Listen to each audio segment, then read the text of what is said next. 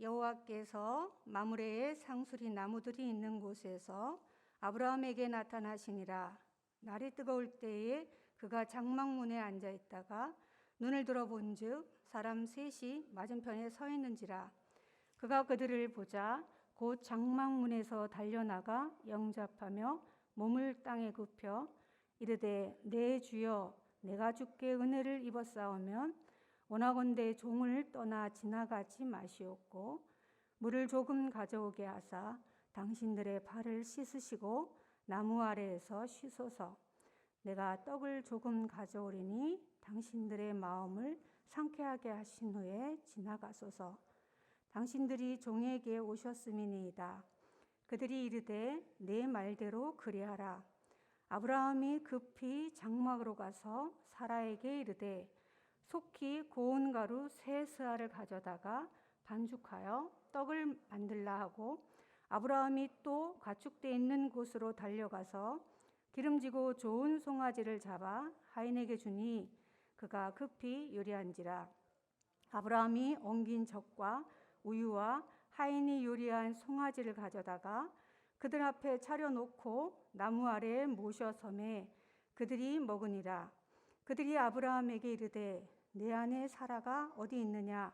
대답하되 장막에 있나이다. 그가 이르시되 내년 이맘때 내가 반드시 내게로 돌아오리니 내 아내 사라에게 아들이 있으리라 하시니 사라가 그 뒤 장막문에서 들었더라. 아브라함과 사라는 나이가 많아 늙었고 사라에게는 여성의 생리가 끊어졌는지라. 사라가 속으로 웃고 이르되 내가 노쇠하였고 내 주인도 늙었으니 내게 무슨 즐거움이 있으리요?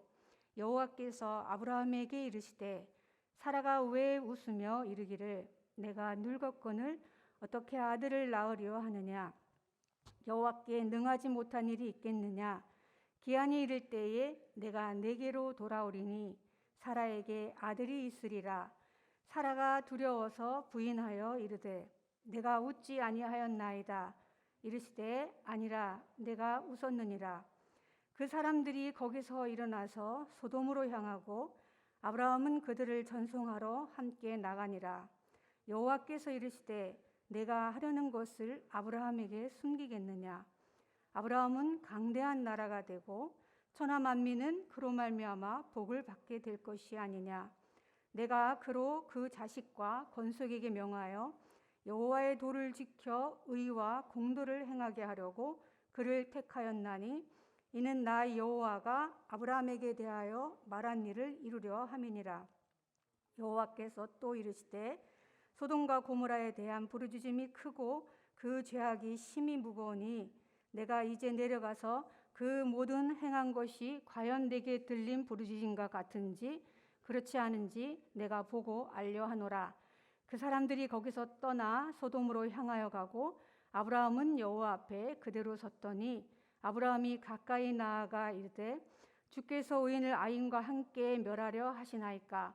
그 성 중에 의인 50명이 있을지라도 주께서 그곳을 멸하시고 그 50 의인을 위하여 용서하지 아니하시리까? 주께서 이같이 하사 의인을 악인과 함께 죽이심은 부당하오며 의인과 악인을 같이 하심도 부당하니이다. 세상을 심판하시는 이가 정의를 행할 것이 아니니까. 여호와께서 이르시되 내가 만일 소돔 성읍 가운데서 의인 50명을 찾으면 그들을 위하여 온 지역을 용서하리라. 아브라함이 대답하여 이르되 나는 티끌이나 재와 같사오나 감히 주께 아뢰나이다. 50의인 중에 5명이 부족하면 그 5명이 부족함으로 말미암아 온 성읍을 멸하시니까. 이르시되 내가 거기서 45명을 찾으면 멸하지 아니하리라. 아브라함이 또 이르되 거기서 40명을 찾으시면 어찌 하시려 하시나이까? 이르시되 40명으로 말미암아 멸하지 아니하리라. 아브라함이 이르되 내 주여 노하지 마시옵고 말씀하게 하옵소서. 거기서 30명을 찾으시면 어찌하려 하시나이까? 이르시되 내가 거기서 30명을 찾으면 그리하지 아니하리라. 아브라함이 또 이르되 내가 감히 내 주께 아뢰나이다. 거기서 20명을 찾으시면 어찌하려 하시나이까? 이르시되 내가 이 신명으로 말미암아 그리하지 아니하리라. 아브라함이 또 이르되 주는 노하지 마옵소서. 내가 이번만 더 아뢰리이다. 거기서 신명을 찾으시면 어찌하려 하시나이까.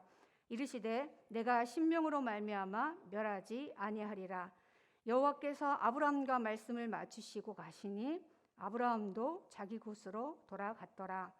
아멘.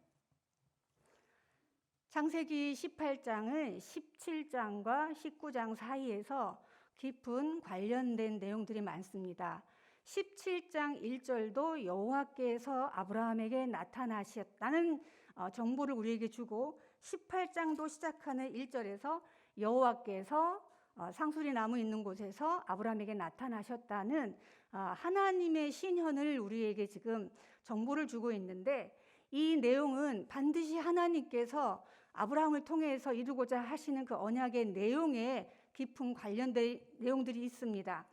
17장 1절은 아브라함에게 나타나신 하나님께서 나는 전능한 하나님이다. 너는 내 앞에서 행하여 완전하라는 말씀을 주셨고, 우리 18장을 보시면 18장에서는 아직까지 자식을 주시겠다고, 아들을 주시겠다고 하시는 그 17장의 내용이 성취되지 않고 오히려 한 번 더 찾아오셔서 아들을 반드시 주시겠다는 말씀을 확인해 주시고 있는 장면입니다. 하란에서부터 현재 99세의 아브라함, 24년을 지금 믿음의 여정을 시작하고 아직까지 아들을 보지 못했습니다. 이런 가운데 왜 하나님께서는 이토록 아들을 주겠다 언약을 통해서도 분명하게 말씀하셨는데 왜 이렇게 더디 주실까? 저는 이 18장 본문을 보면서 창세기 1장, 2장 여호와께서 하나님의 형상대로 아담과 하와를 만드시고 1장 28절에 보시면 그들에게 생육하고 번성하라는 말씀을 주셨다는 말씀이 떠올랐습니다.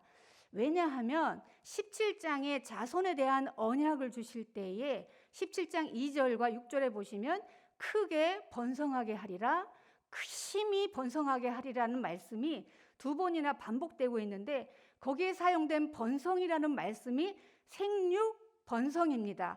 그래서 창세기 1장 28절에 나오는 그 말씀이 다시 한번 아브라함 가족을 통해서 이루어져야 하기 때문에 믿음의 조상으로서 민족의 아버지, 민족의 어머니가 되는 사람들이 그 자식을 먼저 받는 것이 중요한 게 아니고, 믿음의 모델로서 더 온전하게 믿음이 성장해야 하는 것이 우선순위였구나.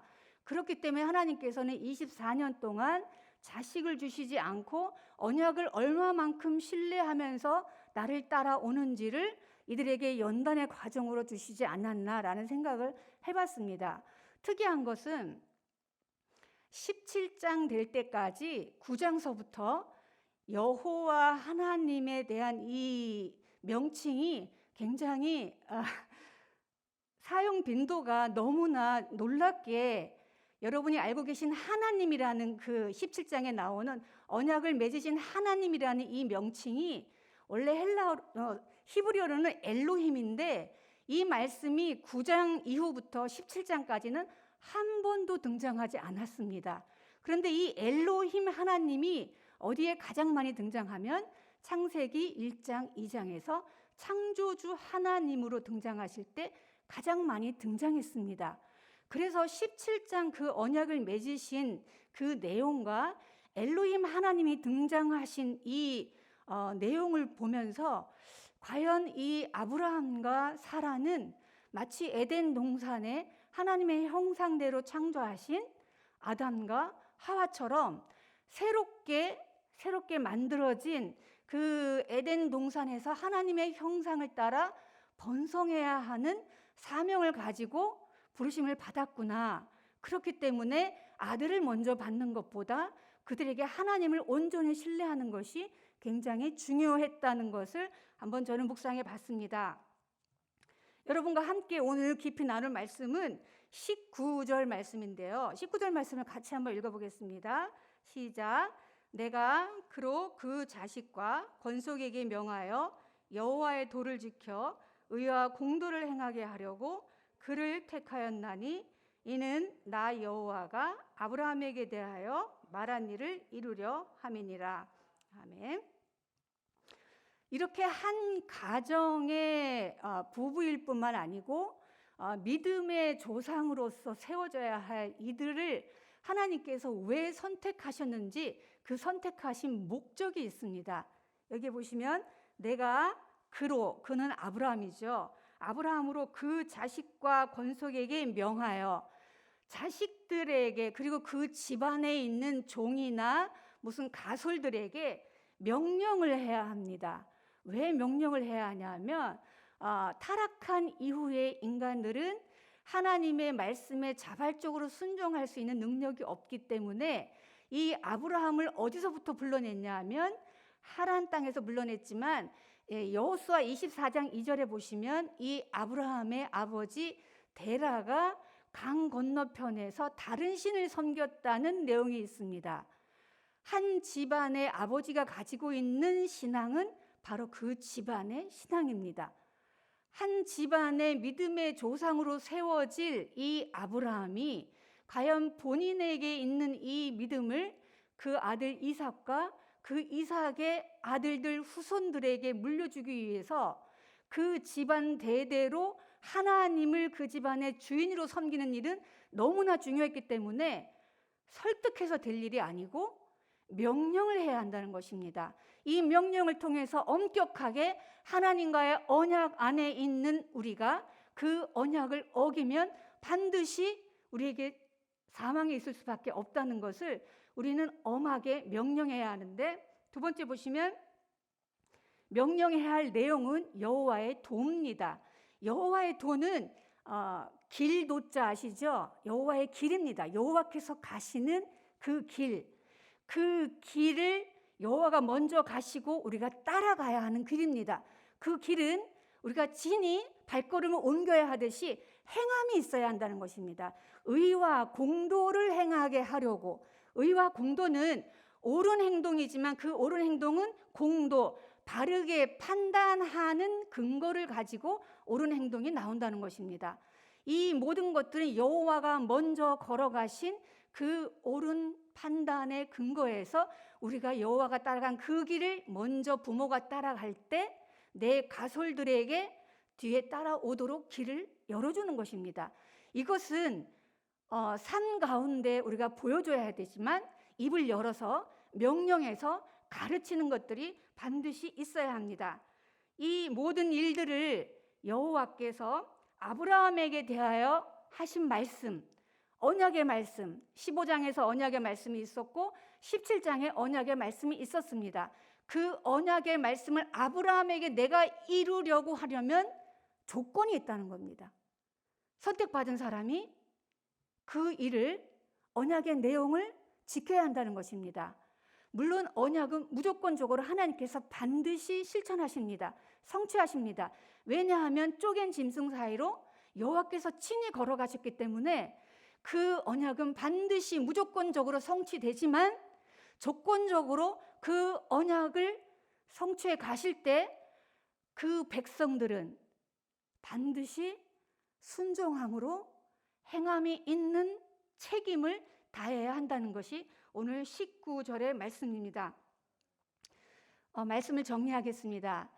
우리 가운데 이 언약의 백성으로서, 택함받은 자로서 그저 은혜를 받았기 때문에 여기에 만족하고 나는 천국 백성이다, 여기에 머물러 있다면 우리는 하나님께서 우리를 부르신 목적에 맞게 내가 아브라함이 되고 내가 사라가 되어서 내 자식들에게, 내 가솔들에게, 나의 신앙의 영향력 아래 있는 그 모든 사람들에게 명령하고 가르치고 그들이 올바르게 행하여 살아갈 수 있도록 그렇게 선포하는 그런 여러분들 되기를 바랍니다.